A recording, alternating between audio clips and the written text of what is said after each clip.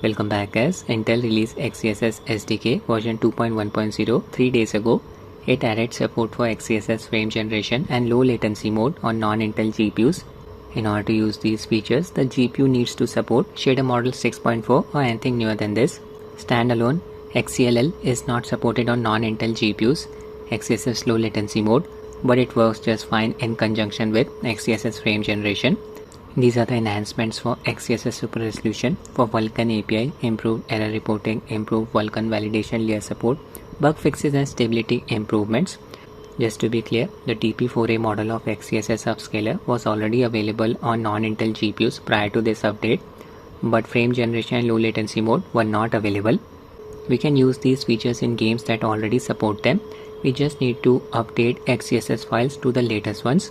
In this video, I'll be testing these features in Cyberpunk 2077, Hogwarts Legacy and Assassin's Creed Shadows running on my Rog Ally that comes with AMD Radeon 780M GPU. It supports shader model 6.8. You can simply search for your GPU on Tech PowerUp's website to find the version of shader model supported by it.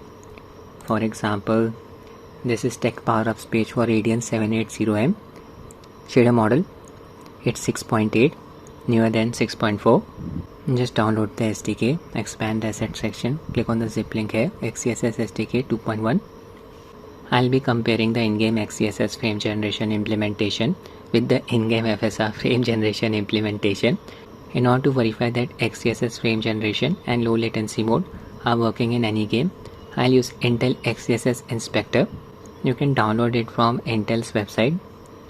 You just need to click on this GitHub releases link. Version 2.1, and just click on this zip link, inspector signed. Now I'll show you how to use XeSS Inspector. Select the file, right click, extract all, click on extract here. This is the extracted folder. Just run this exe file XeSS Inspector. This window will pop up. Just minimize it, keep it running in the background. First I'll be testing Assassin's Creed Shadows. I'll be updating its XeSS files. Just open XeSS SDK archive file, open bin folder. Now copy the highlighted files, libxeSS.tll. This file corresponds to XeSS Upscaler.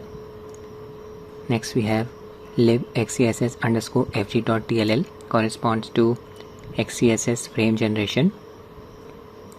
Next we have libxell.tll corresponds to XeSS low latency mode. Copy. Open the game's installed directory. I have the Ubisoft Connect version of the game. Go to your Ubisoft Connect library. Click on the three dots below the game's box art. Click on manage. Click on properties. Click on the folder icon here. Open folder. This is the game's installed directory.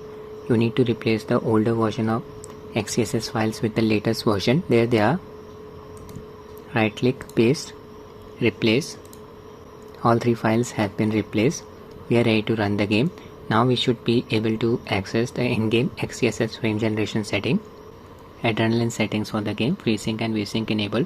I have set the UMA buffer size to 6 GB. My Ally is running on BIOS version 3.4.2. Install Ally's latest official GPU driver that added support for Doom the Dark Ages using a 27 watts manual profile. All three power values set at 27 watts. 720p resolution, CPU boost disabled. Connected my Flydigi Vader 4 Pro controller to Ally via Bluetooth mode. X input controller, launch the game. Display settings. Mode set to borderless window. In some games, frame generation does not work properly in full screen mode. So to be on the safer side, just set the display mode to borderless window. 720p resolution, VSync off. Yeah, I've capped the game's FPS to 30. We'll be using the same in-game upscaler for either frame generation technique, XeSS in this case, using its quality preset. Frame generation disabled for the time being. As you can see, we have access to Intel XeSS FSR as well. Motion blur disabled. I am using the low preset, ray trace global illumination set to diffuse hideout only. Hair strands disabled. Very heavy on the GPU. Using a custom afterburner overlay to show you the performance metrics, playing as Nave standing at the entrance of a hideout. FPS here is locked at 30. Check out the animation quality. Yeah, it's looking a bit choppy. After this, I'll enable FSR Frame Generation and compare its smoothing effect with XeSS Frame Gen. Just observe this HUD element here. Transparent box which is enclosing the text for our objective. This box is superimposed on the game's display, making the background look a bit blurry. Game developers use this technique to prevent the HUD interface from flickering after enabling frame generation. Choppy. Let's enable FSR frame generation now. Set frame generation to FSR upscaler XeSS. Back to the game. The FPS increased to around 60 as expected. Yeah, I can observe the added amount of smoothness, but I'm also observing some latency as expected. We went from 30 to 60 FPS. Game's interface, it's not flickering. GPU load here is close to 95% at the entrance of a hideout. Okay, now I'll highlight some artifacts related to FSR frame generation. Just observe now is shadow. As you can see, the shadow is flickering. I hope it's visible on Rog Ally. Yeah, I can notice the flickering effect. Shadow is looking a bit blurry as well. It's a common FSR frame generation related artifact. You must have seen Spider-Man shadow flickering as well while swinging around the city. I'll highlight another graphical artifact. Just observe the left edge of the display. I'll move the camera. Here you can see some ghosting. Another common FSR frame generation related artifact. Just to be clear, this is the official FSR frame generation implementation, not using any mods. Okay, now I'll remove this 30 FPS cap. Frame rate limiter disabled. Back to the game. Now we are hitting the GPU bottleneck. FPS increased to around 67. I'll be doing the exact same things for XeSS frame generation. Okay, FPS stays within a range of 60 to 67. Let's switch to XeSS frame generation now. First to the 30 FPS cap. Frame limiter on. Frame rate target 30. Frame generation set to XeSS. Resume the game. Yeah, FPS increased to around 60. XeSS frame gen is definitely working. Can observe the added amount of smoothness. Game's interface, it's not flickering. Frame pacing graph is very thick, not accurate at all. Latency. XeSS latency seems to be better than that of FSR. I'm pretty sure that low latency mode of XeSS is working here. Let's observe now is shadow.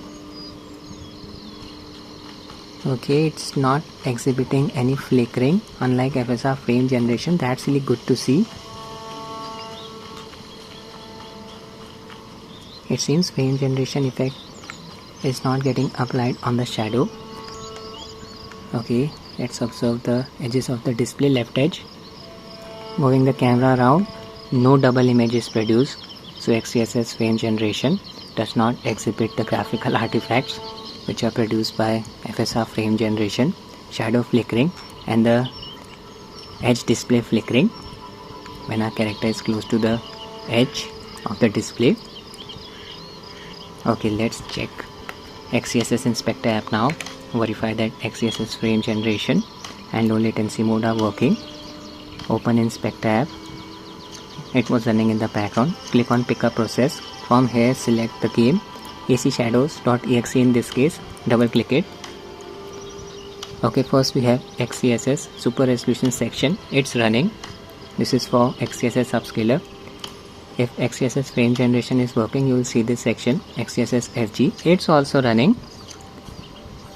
Last but not least, XeSS low latency mode section.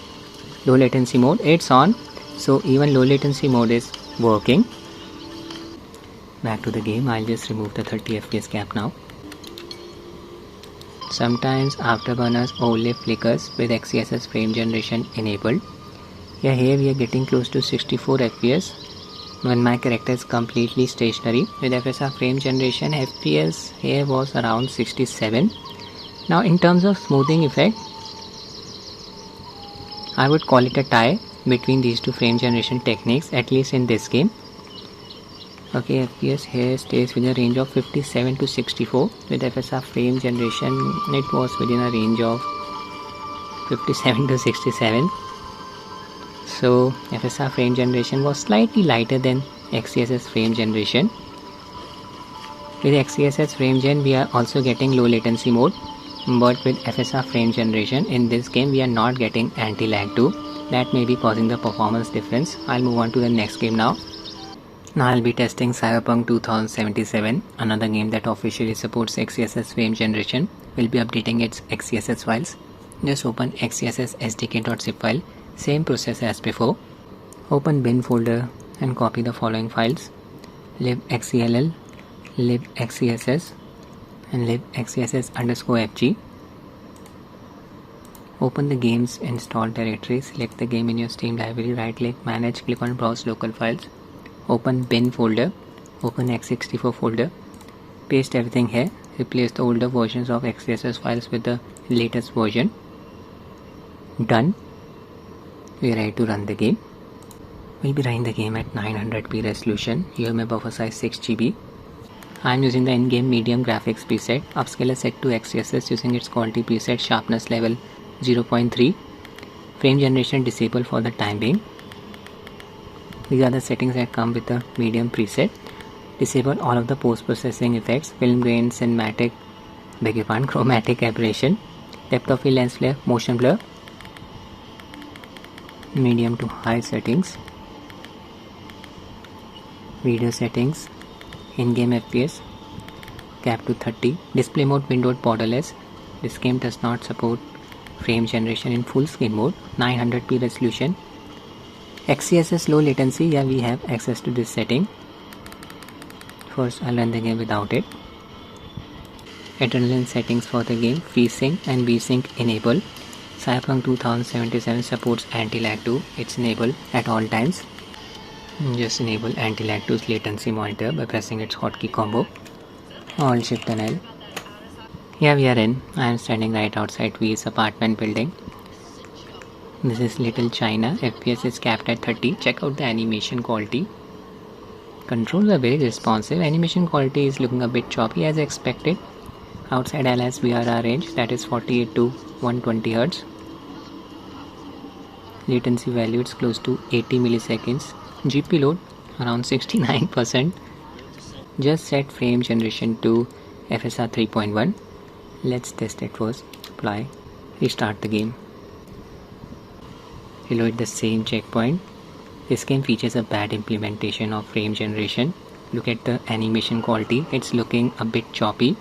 FSR frame generation even at 60 FPS looks smoother than this.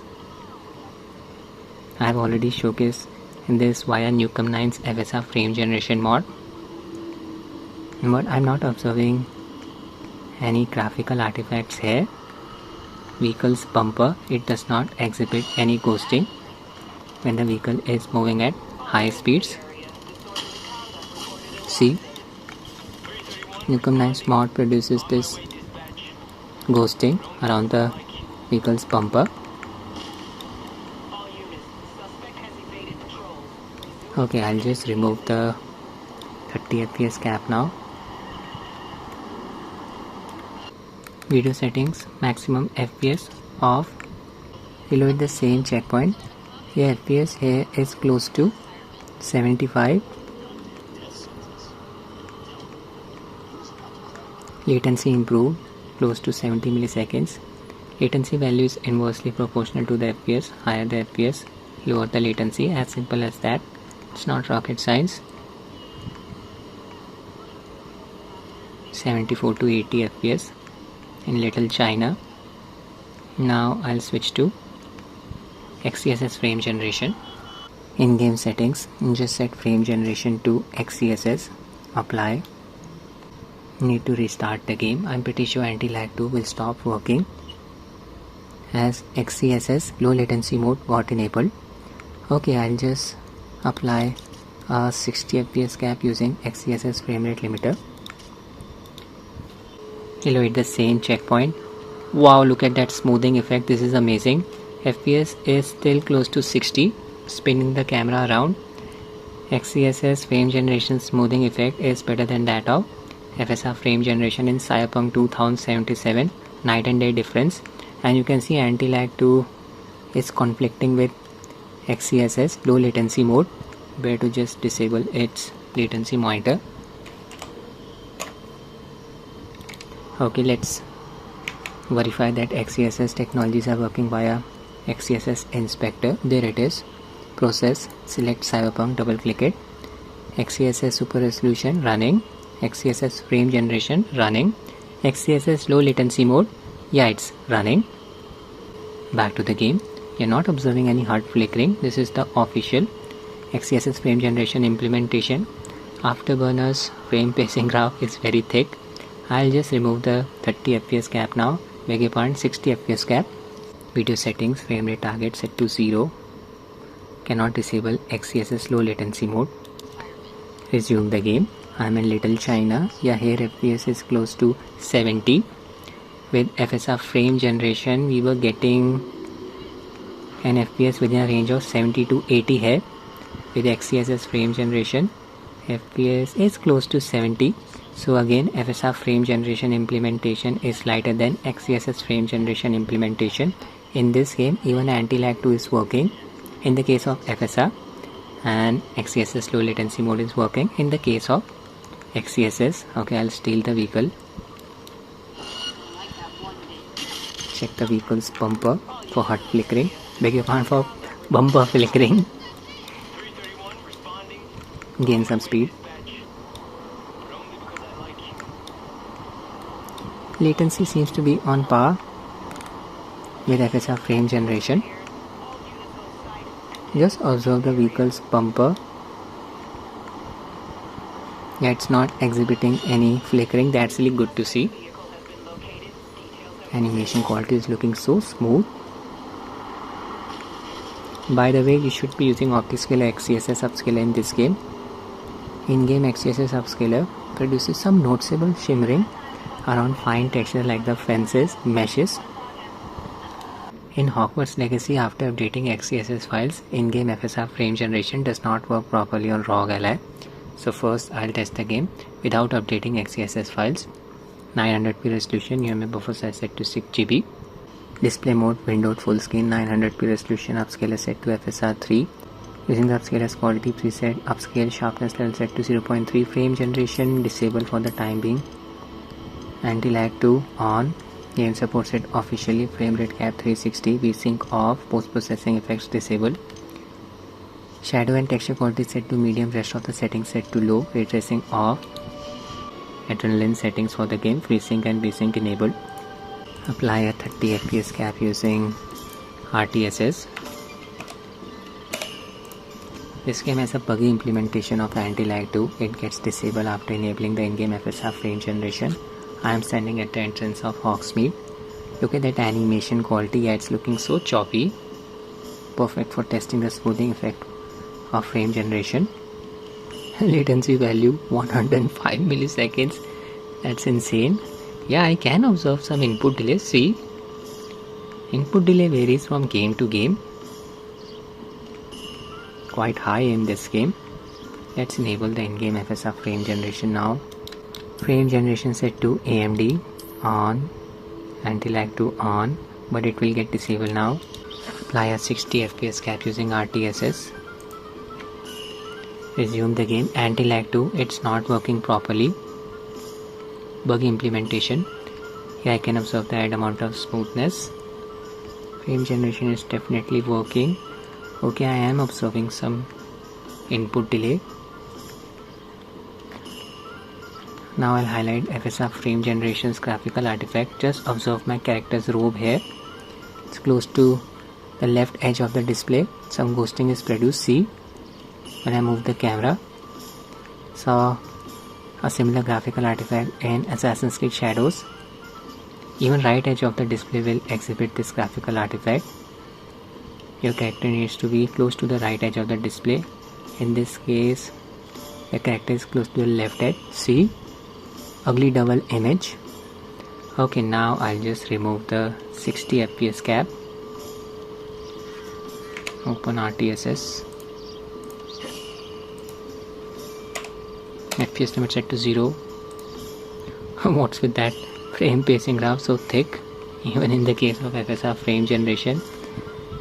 Okay, when I'm stationary, FPS is close to 80. I'm just running on this bridge at the entrance of Hogsmeade. 73 to 80 FPS. Not hitting the GPU bottleneck. So here the game's performance is limited by the single core CPU performance. Yeah, Hogsmeade is known for its performance issues. 73 to 80 FPS. I'll switch to XeSS frame generation now. Need to update the in-game XeSS files. Open XeSS SDK archive file. Open bin folder. Copy the highlighted files libxell, libxeSS and libxeSS_fg. Open the game's install directory. Select the game in your Steam library. Right click, manage, click on browse local files. Open Phoenix folder, open engine folder. Open plugins folder, runtime, Intel, XeSS, binaries, third party, Win64. Replace the older versions of the files with the latest version. Replace. And that's it, we are ready to run the game. Apply a 60 FPS cap using RTSS. In-game settings, upscaler set to FSR. Just set frame generation to XeSS frame generation 2 times. Low latency mode, Xe low latency mode. Again, standing at the entrance of Hogsmeade, here we are getting a locked 60 FPS. Smoothing effect of XeSS frame generation is working properly. Okay, I am observing some latency. It's expected. We are going from 30 to 60 FPS. Latency seems to be on par with FSR. This is for XeSS frame generation. Okay, now I'll look for some graphical artifacts. Camera is close to my character. Observe the left edge of the display. Okay, his robe is not exhibiting that ghosting. So XeSS frame generation produces less graphical artifacts than FSR frame generation. Game's interface, it's not flickering. It's the official implementation of XeSS frame generation after all. Character model. Practically speaking, if you want to use XeSS frame generation, this can just combine it with XeSS upscaler, not FSR upscaler. Okay, I'll just remove the 60 FPS cap. Before that, let me just check XeSS Inspector app, verify that XeSS frame generation and low latency mode are working. Select Hogwarts Legacy here, double click. Okay, I'm using FSR upscaler. So XeSS SR section is not popping up as expected. XeSS FG running. XeSS low latency mode, it's on, working in this game. That's really good to see. Remove the 60 FPS cap from RTSS. Set the frame rate limit to nil. Frame pacing graph, it's so thick. I'm on this bridge at the entrance of Hogsmeade. 75 to 80 FPS. You're getting roughly the same performance with FSR frame generation, but look at that GPU load, it's close to 96%. When I had FSR frame generation enabled, here GPU load was around 85%. Time to conclude the video. With the latest SDK update version 2.1, XeSS frame generation and low latency mode are working fine on non-Intel GPUs. Very good results were produced on Rog Ally's Radeon 780M GPU. XeSS frame generation smoothing effect seems to be on par with FSR frame generation smoothing effect. But the problem is, in some games, official FSR frame generation implementation just does not work properly. For example, Cyberpunk 2077. If these games officially support XeSS frame generation, you can give it a try. In Cyberpunk 2077, XeSS frame generation smoothing effect was better than that of FSR frame generation. I do not recommend using FSR frame generation at all. XeSS frame generation produced less graphical artifacts than FSR frame generation in all of the games that I tested. Our character's shadow did not flicker during motion with XeSS frame generation, unlike FSR frame generation. Spinning the camera around with the character close to the left edge of the display, no ghosting was produced with XeSS frame generation, unlike FSR frame generation. In Cyberpunk 2077, both of these frame generation techniques did not produce any flickering around a fast moving vehicle's bumper. In terms of latency, it was quite close. I need to test more games before giving a verdict on this. But XeSS low latency mode worked fine even on Rog Ally. I verified it via XeSS Inspector. The games that were already hitting the GPU bottleneck before enabling frame generation produced slightly higher FPS with FSR frame generation and anti-lag 2 than XeSS frame generation and low latency mode. In Hogwarts, we got roughly the same performance as it was not hitting the GPU bottleneck even after enabling these two techniques.